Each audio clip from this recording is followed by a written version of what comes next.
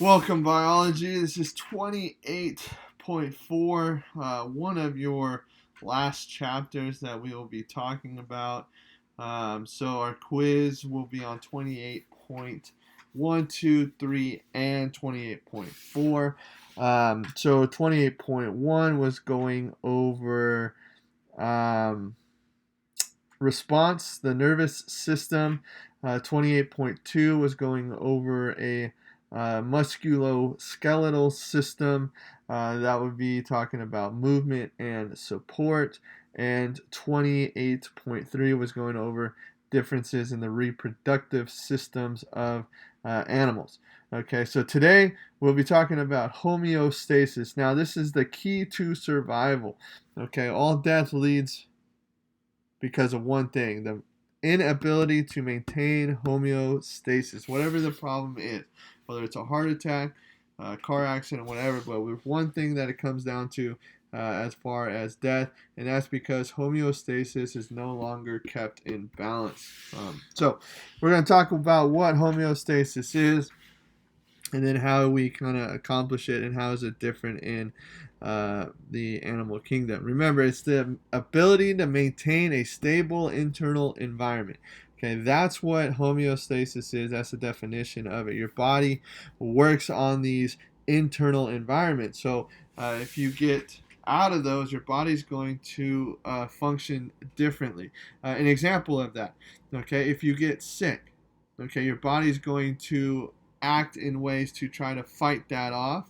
Okay, so it's going to attack it. All right, it's going to try to maintain those levels, and then eventually, hopefully, get back to that. If you do not, if you can't maintain the sickness, then it will end up leading to death. So, um, what I'm trying to say here is your body monitors these levels. Just about everything, every function in the body is going to be monitored, and it's going to be maintained in order for you to survive. Okay, from blood pH to the amount of water to the amount of salts and sodiums to the number of beats your heart pumps every minute, to whatever it is. But for the most part, you're going to have homeostasis, and your body's going to function. And most of the time, the levels are pretty close. So just a slight change can make a pretty big difference there. So how does this work? Well, you're going to have a combination of all of the the systems in the body that are going to work together. All these systems going to work together to maintain that internal environment.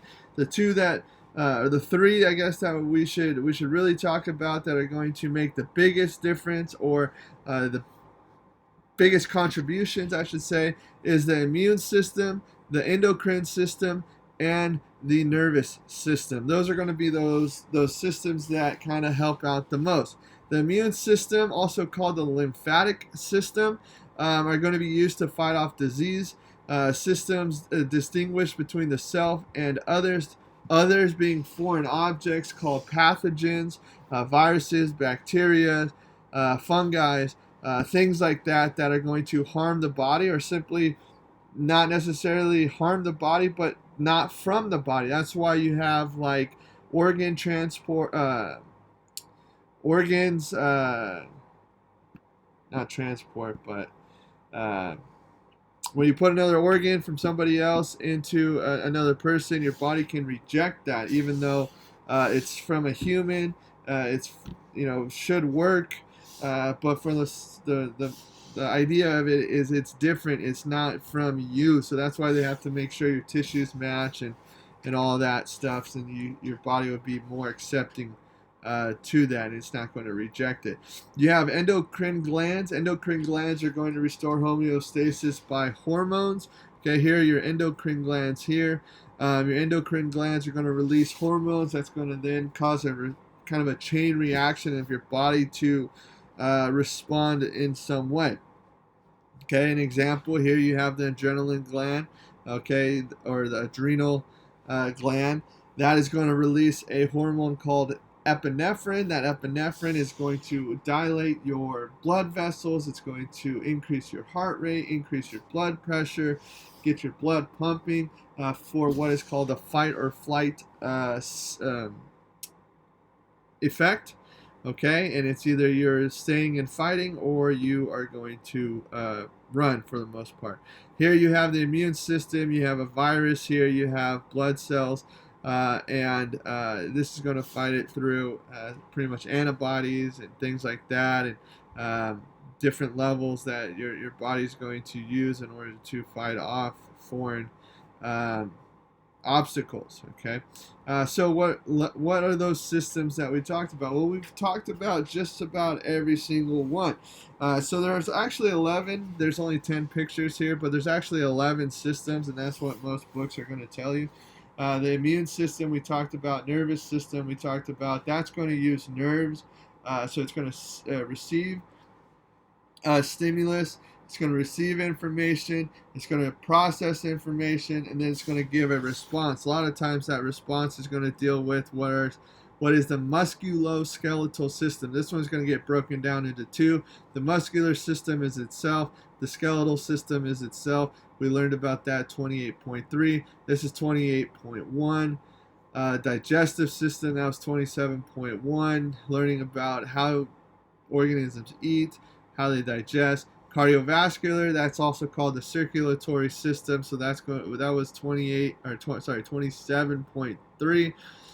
Skin and integumentary system, that's going to be you're pretty much covering from the outside. We learned a little bit about that, not too much. Respiratory system, we went into.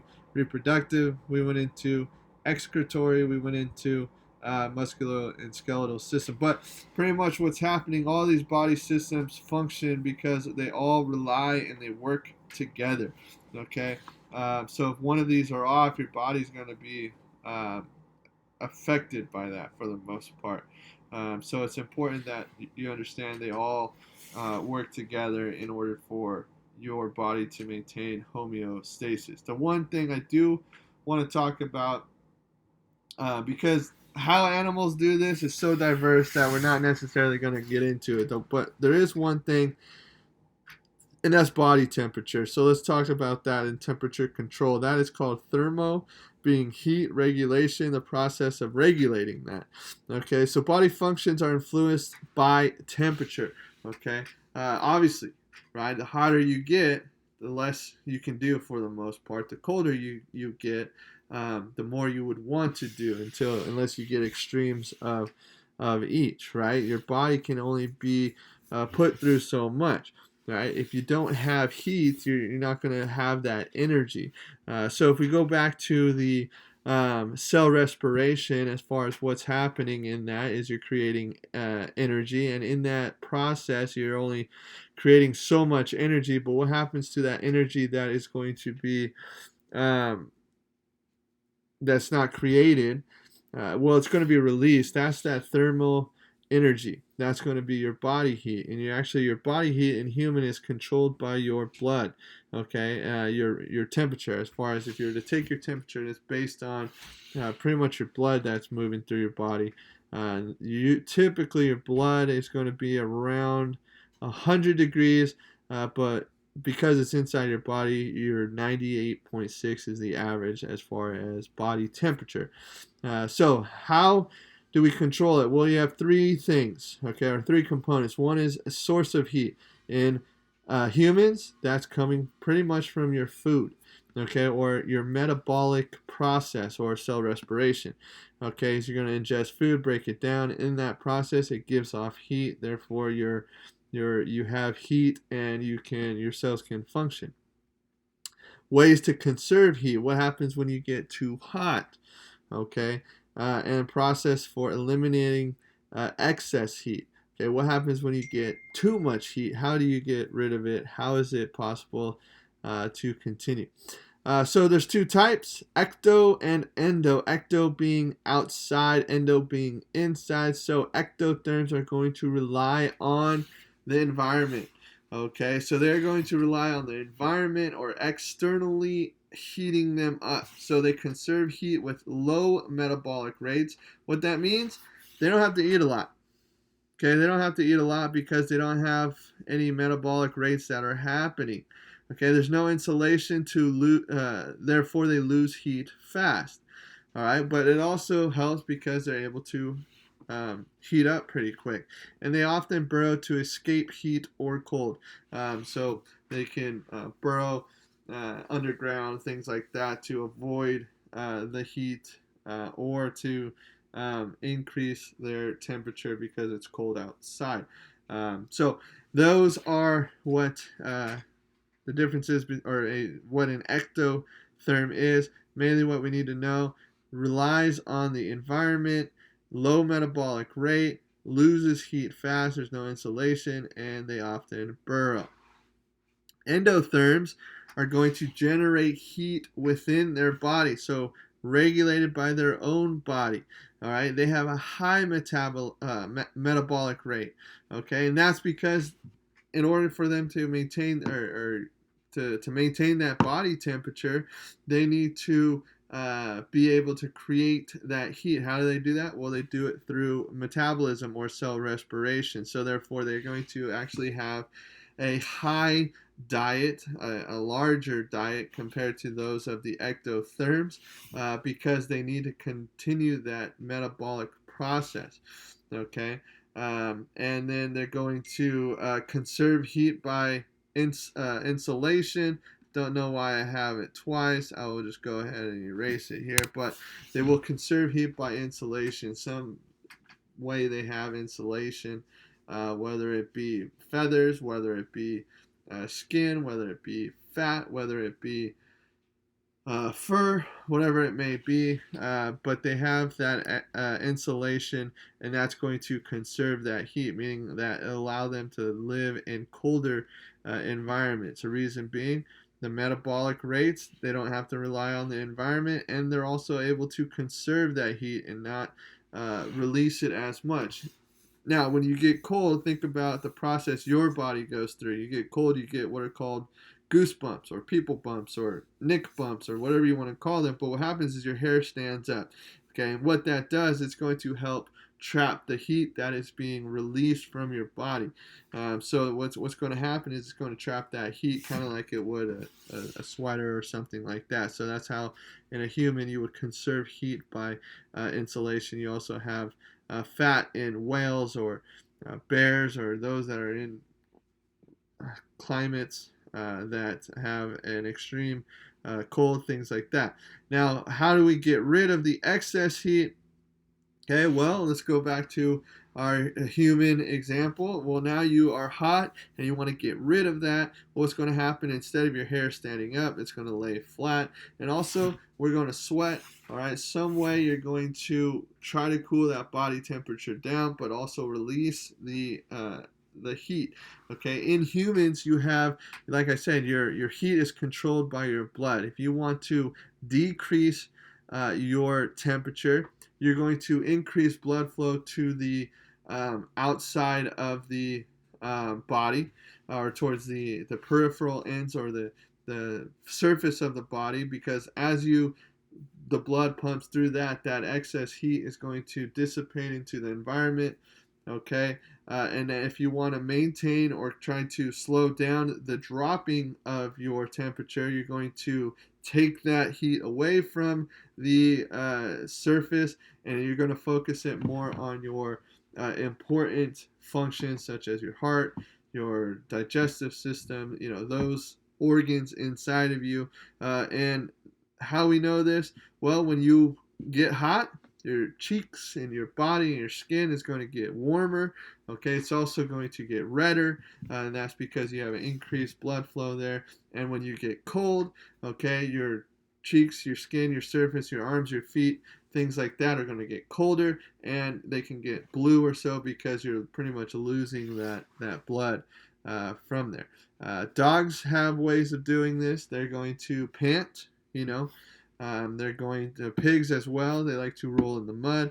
So animals have some sort of way to maintain that heat and conserve that heat, or to rid the excess heat. Okay, so some examples of endotherms here. Endotherms are generating heat inside their body. Here you have elephants playing in what looks to be like a pond or something like that. You have a pig lying in the mud. You have a bird here that's puffing up its feather. You have a dog here or a wolf that is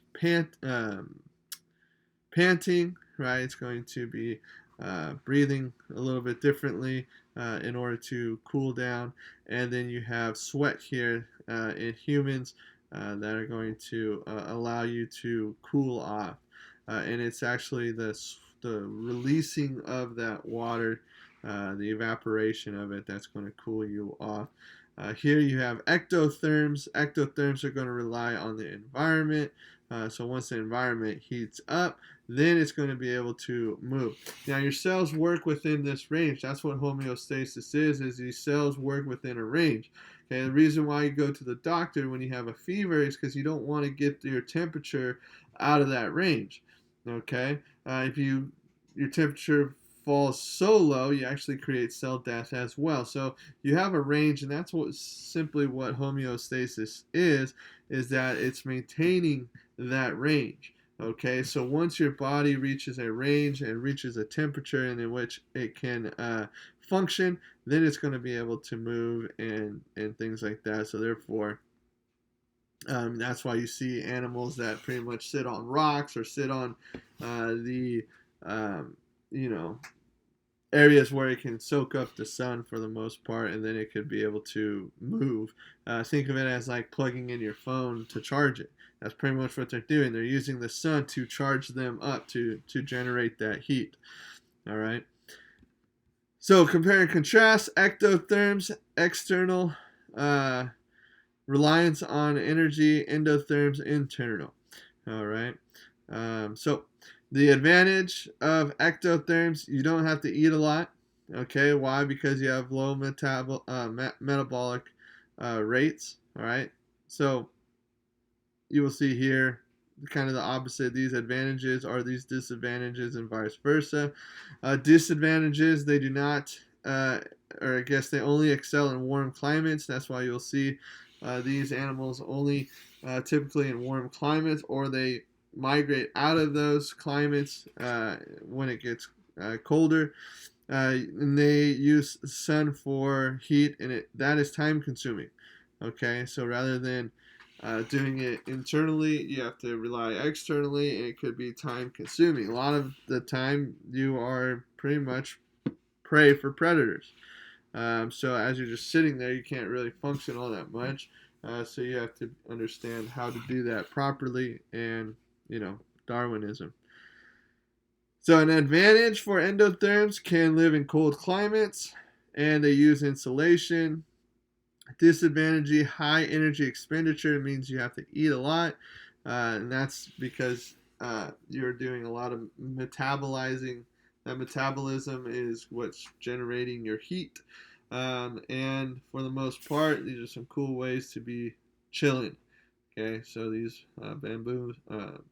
baboons here are using the hot springs to warm up in the cold climates. This squirrel using the rock to cool down um, in this climate. So that's 28, your quiz. Once again, biology, fourth period is on Friday, seventh period is going to be on Monday. All right. Thank you and have a good weekend.